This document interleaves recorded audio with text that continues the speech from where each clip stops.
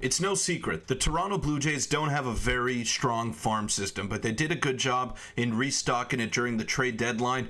And I want to circle in on two players right here, and that's Trey Yesavage and Arjun Nimmala, who I think have a very bright future and can kickstart this Blue Jays rebuild a lot sooner than we may think. So we'll break that down and much more in this episode of 3 Up, 3 Down.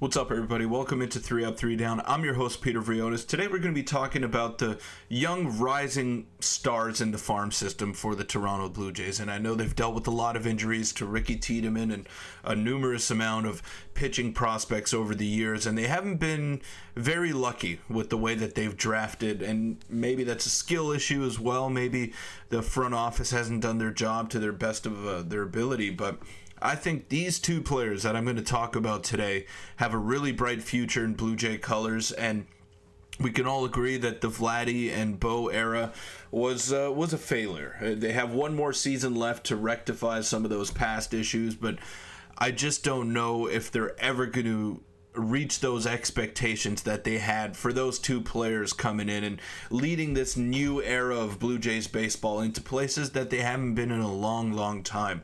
So I don't know if the Blue Jays have that in them with this current core of players, but they have showed their hand here, and they have shown the ability to want to go out there and retool this roster, and that's what they did at the deadline. They got rid of a lot of expiring contracts.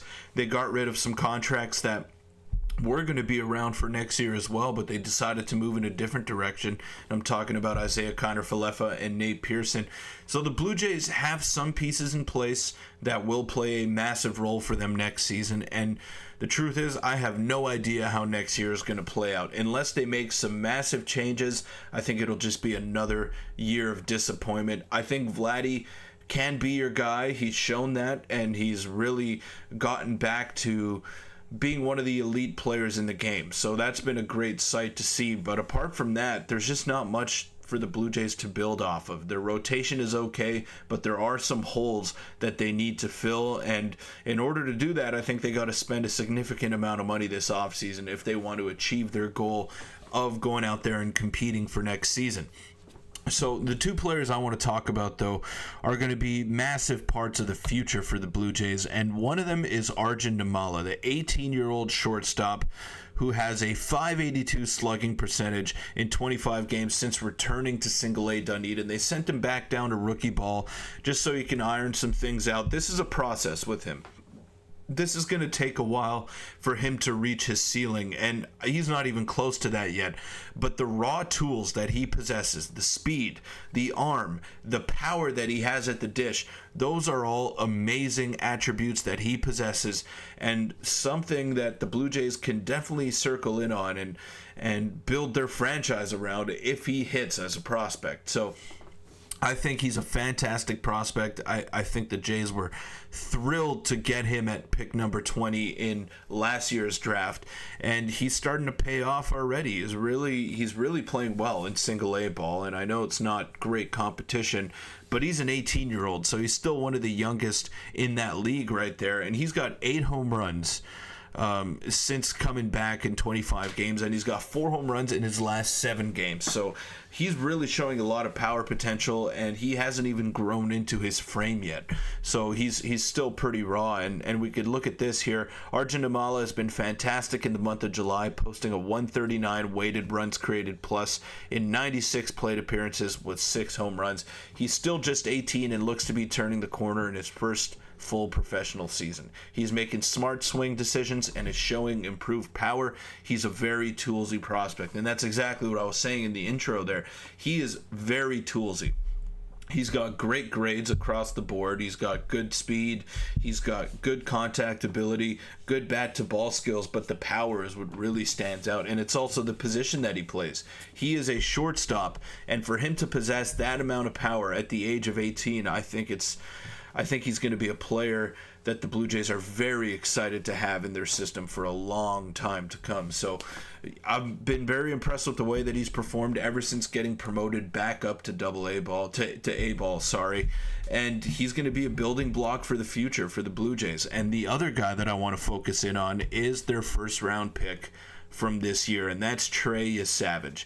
They finally agreed to terms with him yesterday, right before the deadline. The deadline to sign draft picks was 5 p.m. Eastern time yesterday on August 1st, and they agreed with him at around 10:30. We figured the deal would get done, but maybe they were just ironing out some specific details. But he seemed very happy to be drafted by the Toronto Blue Jays, and I think he's going to have a really good opportunity to step in a lot sooner than some fans may think. And the pick, He went a little bit over slot value, so slot value for the 20th pick in the first round is around $4 million.